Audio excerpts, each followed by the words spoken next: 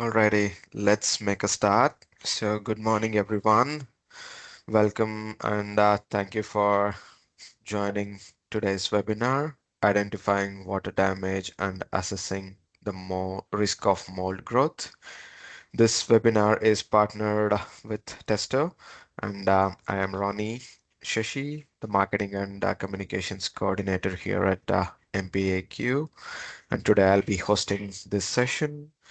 Please be advised that this session is being recorded and a copy of the recording and the presentation slide deck will be shared after the session. Today's workshop is designed for professionals who are working in restoration and building maintenance, property inspections, and environmental assessments who are looking to improve the accuracy of the water damage investigations.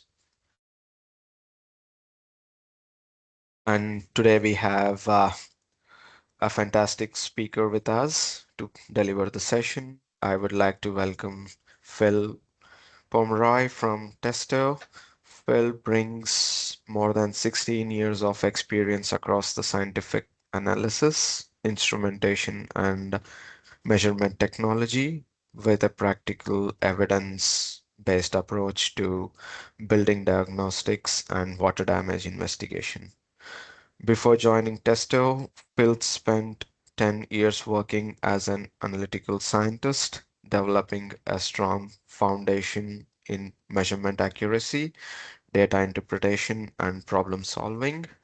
He is also a certified infrared thermographer, bringing specialist expertise in the use of thermal imaging for building inspections and moisture investigations. I would now like to welcome Phil to commence his presentation, and all the attendees feel free to unmute yourself and ask any questions that you feel like during the session, or drop them into the chat window so that we can respond and give you the insights into it. I'll hand it over to you, Phil. Thank you, Ronnie. And thank you for MPAQ for hosting this session.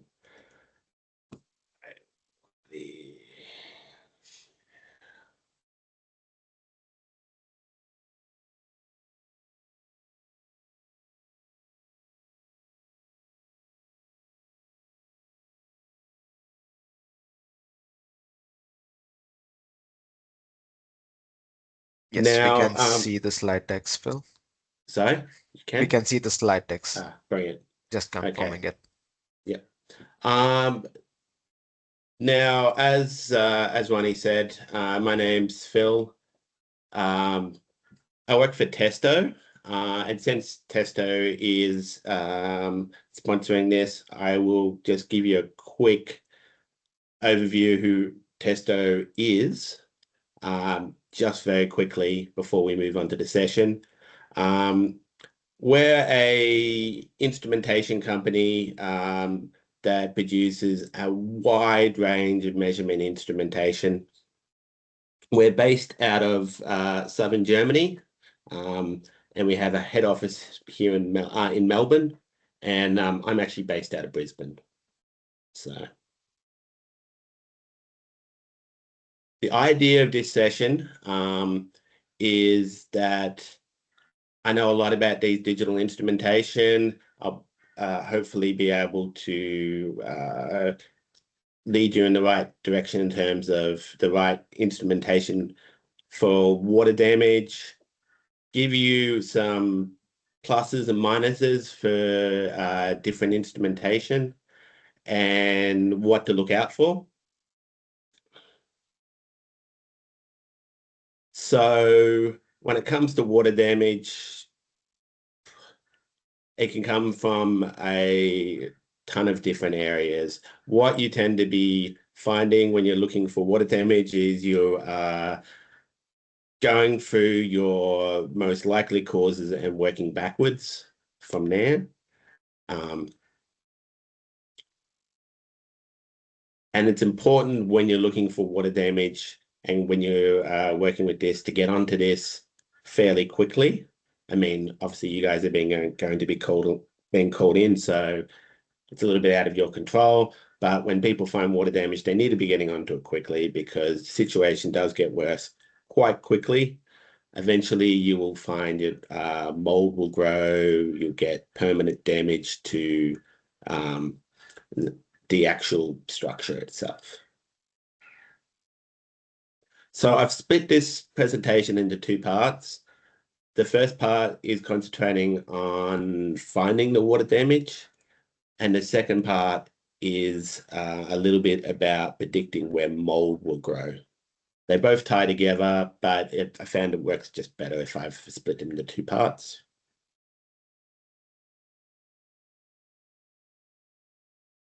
So regarding the tools you're going to be using to be looking for your water damage, the visual check is one of the most important checks you guys will do.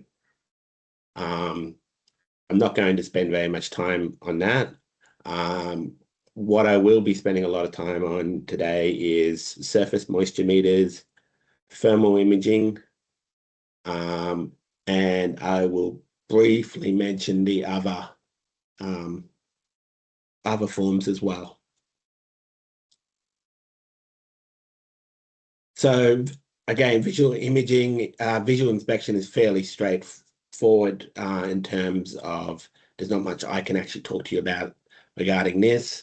You guys probably already own inspection cameras, borescopes if you need to get into the walls. What I wanted to talk a lot about today is moisture meters.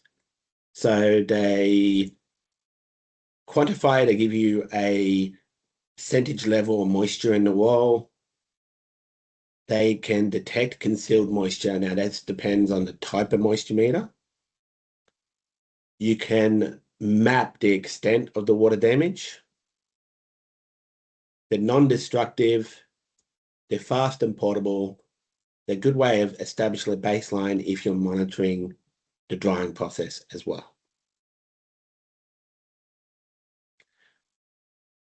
So the first type I'm showing you, just be aware, all the instruments in here are ones that Testo manufactures. First one I'm showing you is what's called a pinned moisture meter. These leave two little marks in your wall when you use them, but they're not very expensive. They're a good way of doing a quick moisture test. They use two electrodes. They look like a taser. They use two electrodes and they measure the conductivity of the surface, and it will determine, based off a table, pre-calibrated table, determine the actual moisture level. They do leave two tiny holes where the electrodes are put in, and they're only measuring as deep as where you actually push the electrodes in. So they're only really measuring the surface.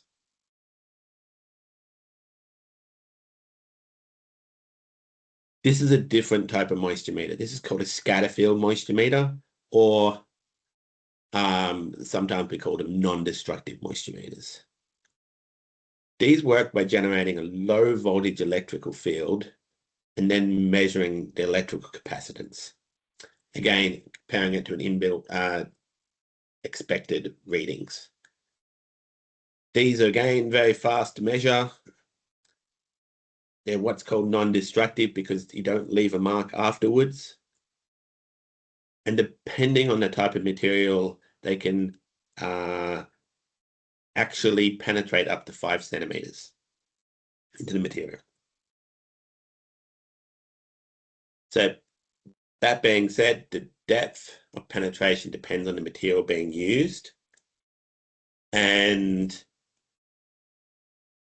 just be aware, if you're pressing down on them, you get different readings. So when you're using them, you just hold them against the wall and you'll get consistent readings. So this is the moisture mapping process using a material moisture meter. So the first thing to do is identify the suspect wall that you want to measure. You are then going to gridded up like the image on the screen. These moisture meters have reference materials in them.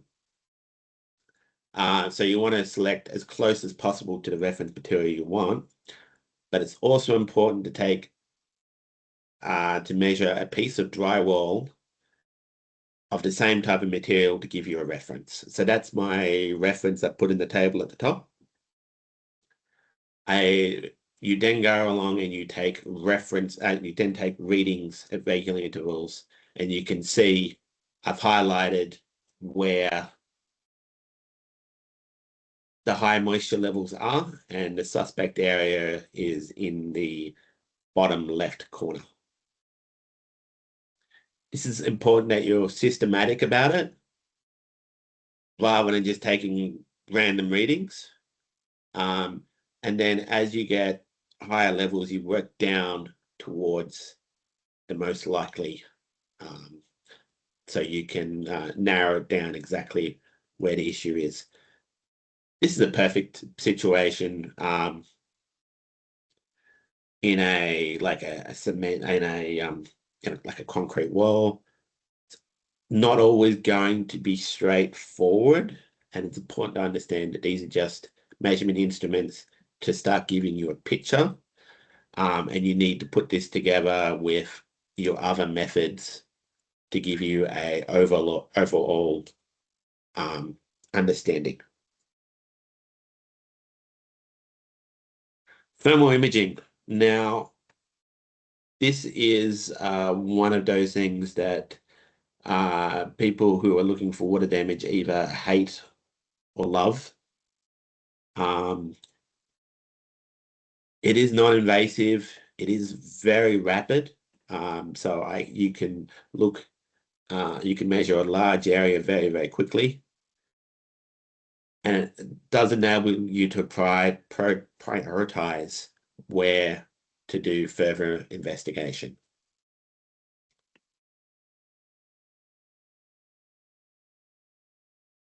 What a thermal imager is it's basically an infrared sensor like your infrared guns. There's thousands of those sensors which are used to create an image. And I often say thermal imaging is a bit of an art, because it's easy to pick up a thermal imager and be able to take a thermal image. It's hard to take a good thermal image that you can interpret, and it gives you information that is useful. So it's important to understand with thermal imaging, you're not seeing through a wall. Thermal images can't see through a wall. They appear like that sometimes as the heat transfers to the surface, allowing you to see an object in the wall. Thermal imaging is not directly detecting water either. It detects temperature differences. These temperature differences can be associated with the moisture. A cold spot does not always mean water damage. It can be water damage, but it could also be something else, like a lack of insulation, change in material. Thermal imaging is useful for finding leaks, but only if there's a thermal difference at the surface. Thermal imaging is a great screening tool, but you shouldn't be using it as your only tool to try and find a leak. Just be careful when you're using thermal imaging. You can't measure shiny reflective objects because you end up measuring yourself. You can see in the image that's actually me in a window. What this means is you can't use them on tiles because they will reflective tiles. Matte finish tiles is a different story, but on reflective tiles, you're just reflecting back at yourself.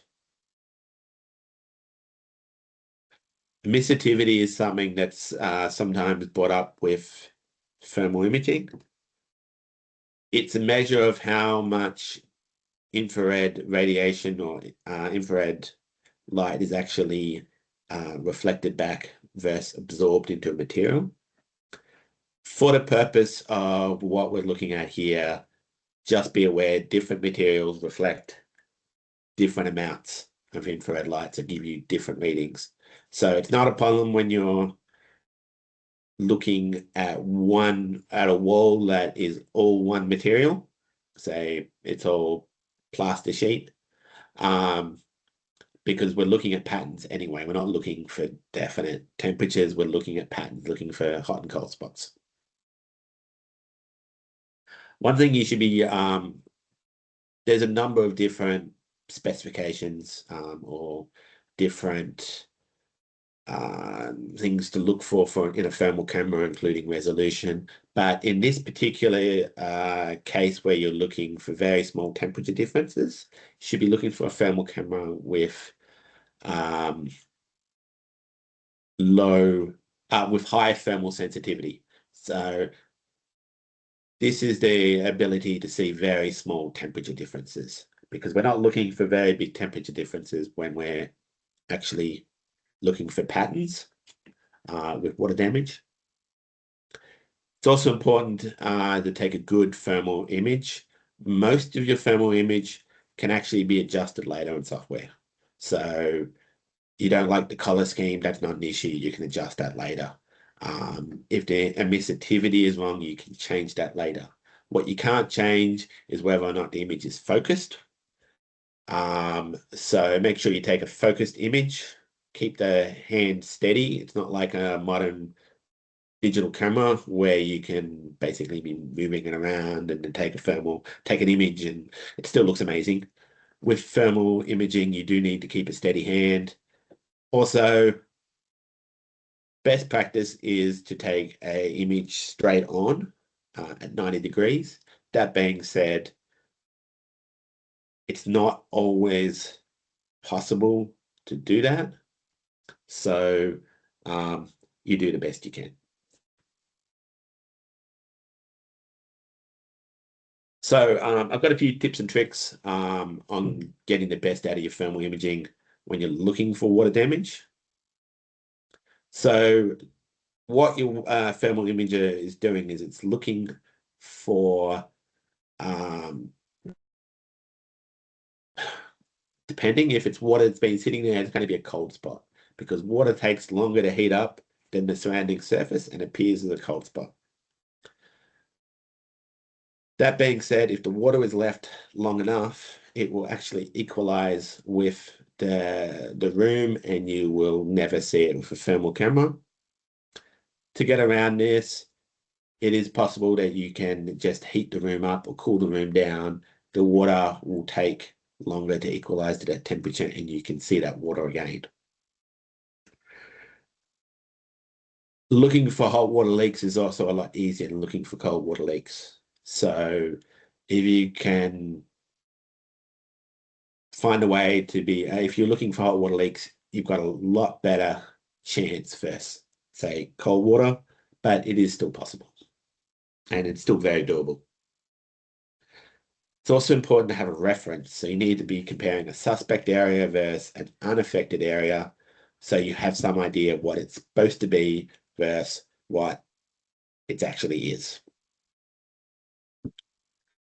Because you're looking at very small temperature differences, adjusting the temperature, most thermal images will be set to automatically readjust. So they will just pick up the hottest temperature and the coldest temperature in any particular image straight away and adjust according to this. But because we're looking at very small differences in temperature, adjusting the temperature span so it is within a few degrees of ambient each side will help you produce a much better image, which clearly shows where, or it's going to tell you a lot more information. Now you can see the image in the bottom right-hand corner. You can see where on the left, this isn't a water damage. This is just a building looking for insulation. But you can see where the one on the left hasn't been adjusted, the one on the right has been adjusted to a much smaller scale, so you can clearly see a lot more um, in the actual image. Okay. This is an interesting one. I've got a few examples of using thermal imaging now to actually find water. This is my apartment, my current rental when I moved in. Um, there was a leaking pipe in the wall and it was leaking underneath the carpet. You can clearly see this on the thermal image, but you can also clearly see on the thermal image that it's only 1 or 2 degrees at the most different to your normal temperature of your carpet. So you're looking at very small temperature differences here.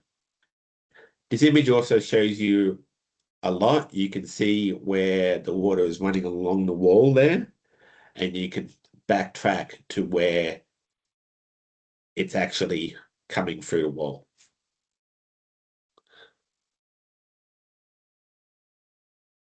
Here's another typical water pattern on a roof where you can see the cold section on the roof where there's water damage.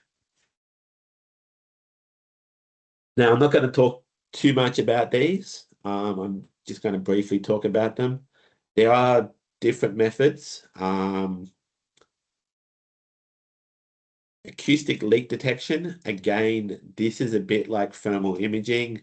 This isn't something that's magically going to give you exactly where your leak is.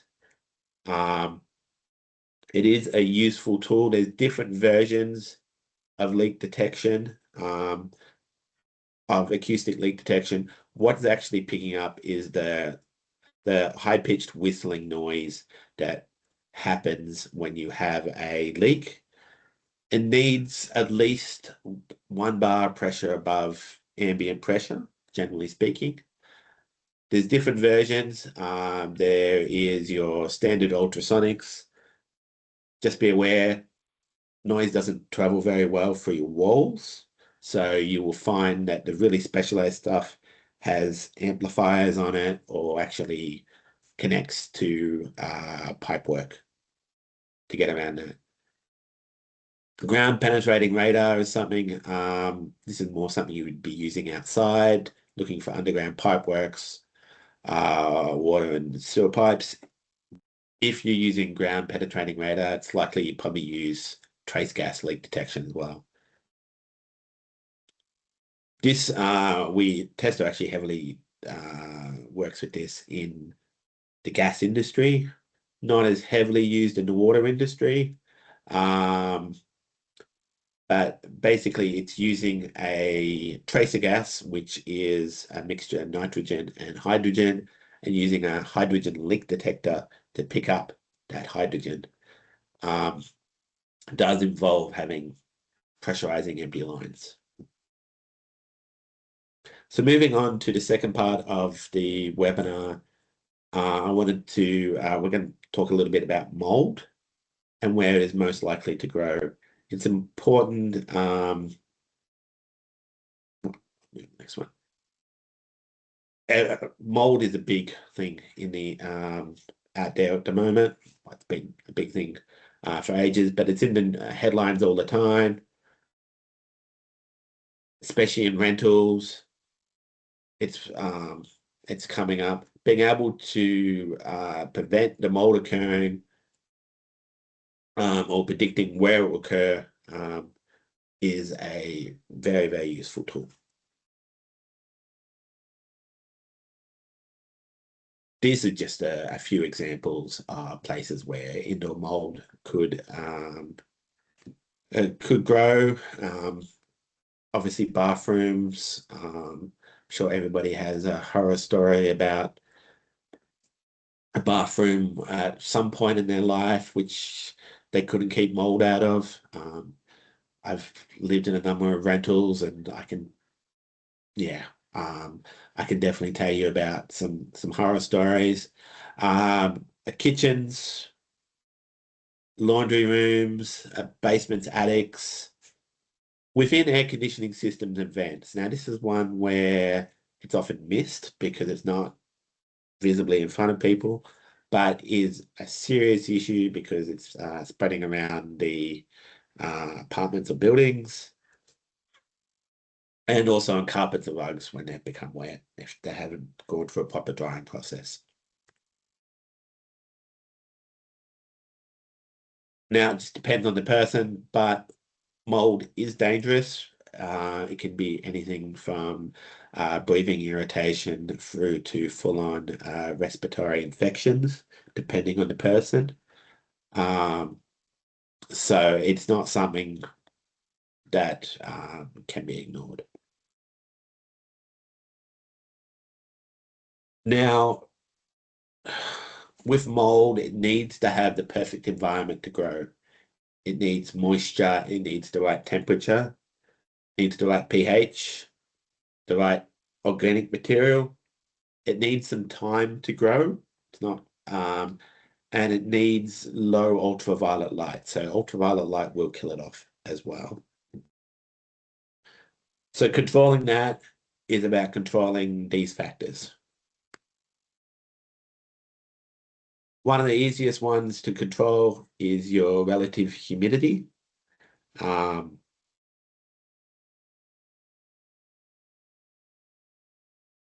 your relative humidity is going to depend on your environment. Um, Also, if there is poor ventilation, persistent dampness or water intrusion will keep your humidity high. I've given you a few examples of some of the humidity instruments that Testo actually has. On the top, we've got a little portable one, and on the bottom, I've got a data logger to keep an eye on the situation. Easiest way to keep your humidity under control: dehumidifiers, air conditioning. I was surprised when I moved to Queensland about a year ago that, yeah, suddenly there was I had no issue with uh, mold in my rental despite the water damage. A lot of that had to do with the fact that the air was dry because of air conditioning. Time is a big factor as well. So, a bathroom is a perfect example. In a bathroom, when you have a shower, it's almost the perfect conditions for mold to grow. But with good air ventilation, you can get those conditions back to conditions where mold is much less likely to grow very quickly. That involves having good air movement. Um, Testo has a wide range of instrumentation. The one I'm going to talk to you briefly about is if you're trying to uh, map airflow in a room. This is pretty rare, but say you're asked to map airflow in a room, you do need specialized non-directional airflow probes. If you're just trying to do the airflow at a vent, it's a different story, like a vane probe is fine. So by combining your humidity data with your thermal imaging data, you can actually predict if mold grows. So our thermal images will actually do this with a humidity probe. Um, what you're seeing here is a real example.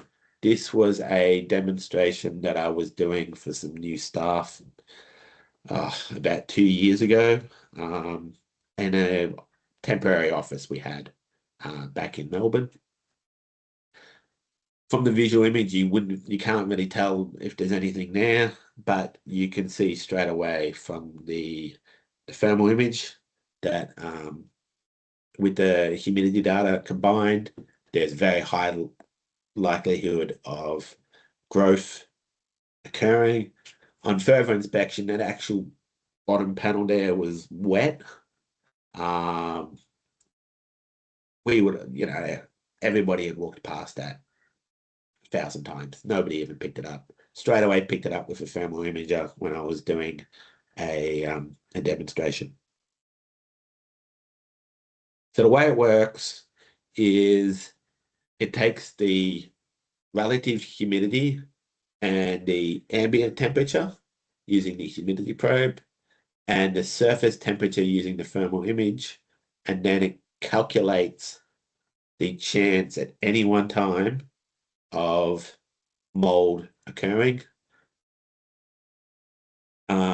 This is a red, yellow, green, basically traffic light system, and it's only at any one particular time.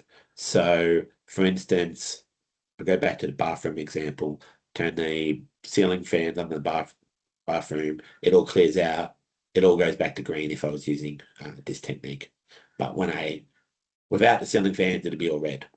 So, but it is a great way of quickly identifying potential problem spots.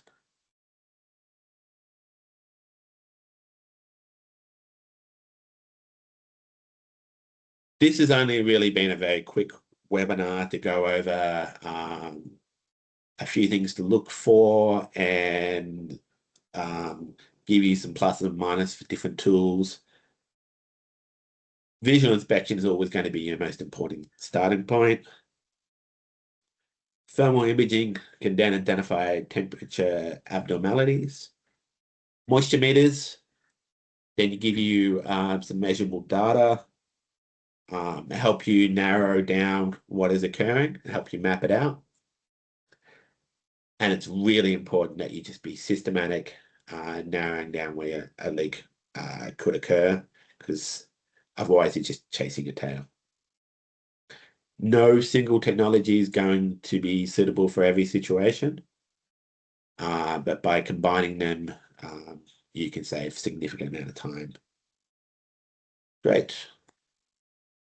I just want to give a quick plug to our service and calibration department, but also a good reminder that your instruments are only as good as how well they're looked after. And these are all measurement instrumentation. You need to have some way of knowing that they are accurate and working properly, and you do that by getting them calibrated on a regular basis. Great. Is there any questions anybody has?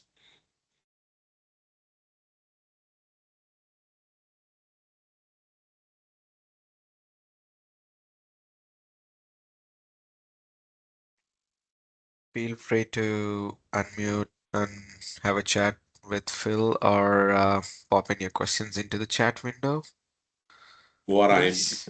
going to do is, these are my details. Feel free to contact me. I'm happy just to have a chat. I'm happy to come out and test this stuff with you guys. A lot of this is every time I go out and I do this, I learn new techniques as well. So We have a question, Phil, from Stuart. The best way to identify shower shower resist recess leak leaks. and tools. Okay. Um, it's tricky with shower recesses. Sometimes might use a indicator like leak dye. Most of these instruments will not see through a material, so your scatter field would probably be the best option in terms of instruments that can actually see through material. But yeah, it is. Yeah, I'd say the scatter field is probably the best way to go. The scatter field moisture meter. Thank you. And I think he has another one. Rising dam from stormwater issues. So yeah, something like rising damp, because it's going to be more all over the place. Now we're starting to talk about something like thermal imaging would be a better option there, because you're not really sure where it could be. You could be using a thermal imager to go around and do a inspection of an entire facility, house. Sweet. Thank you. Thank you for that, Stuart.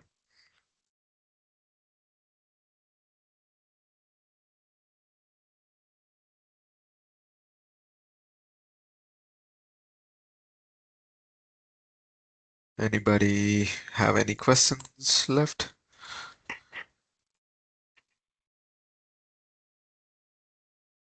Looks like it.